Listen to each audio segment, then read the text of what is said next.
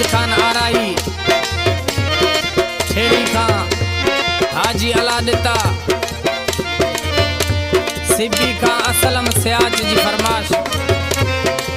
कंदकोट खां मौला बख्श नोसानी बाबत शाह खां बशीर सियाज जी फरमाश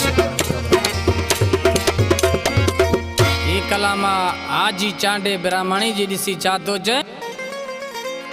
मुखे दिसी तवा छो था सड़ो गाली यो तवा मुखे दस्यो मुखे दिसी तवा छो था सड़ो गाली यो तवा मुखे दसो रब जी लगी वेंदो किला किला कंदा न क्यों मुझी गिला गिला कंदा न क्यों मुझी गिला गिला मुखे दिसी तवा छो था सड़ो गाली यो मुखे जल्दी दसो कंदा न क्यों मुझी गिला गिला रब जी लगी वेंदो किला किला रब जी लगी वेंदो किला किला।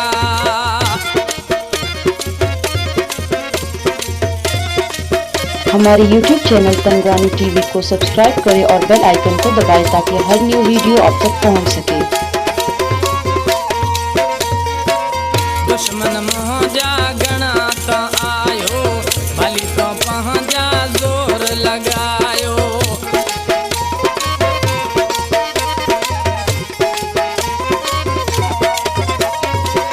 दुश्मन मोहजा घना आयो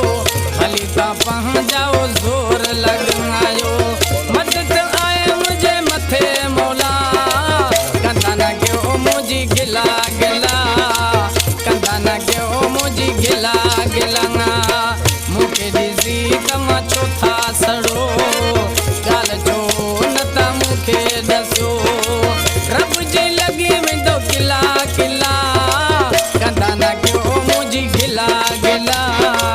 कंदा न क्यों मुझी गिला गिला।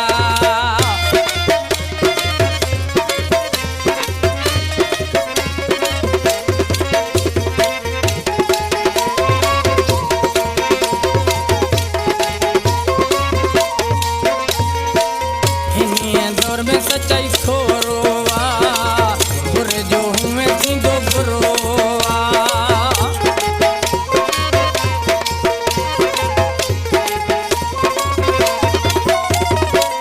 इन्हीं दौर में सच्चाई थोरोवा बुरे जो हूँ मैं थींदो बुरोवा मरी वयान उए मानू भला कंदा न क्यों मुझी गिला गिला कंदा न क्यों मुझी गिला गिला मुखे दिसी तमा छो था सड़ो गाल यो छो था मुखे दस्यो रब जी लगी वेंदो किला किला कंदा न क्यों मुझी गिला गिला कंदा न क्यों मुझी गिला गिला।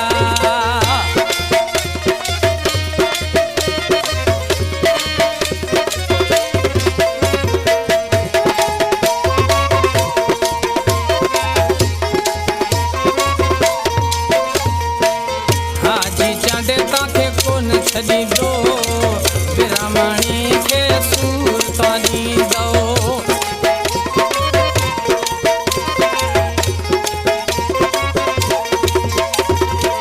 हाजी चांडे ताके कोन छदी दो ब्राह्मणी के जे सूर दी दो तवाके मिली में दो सिला सिला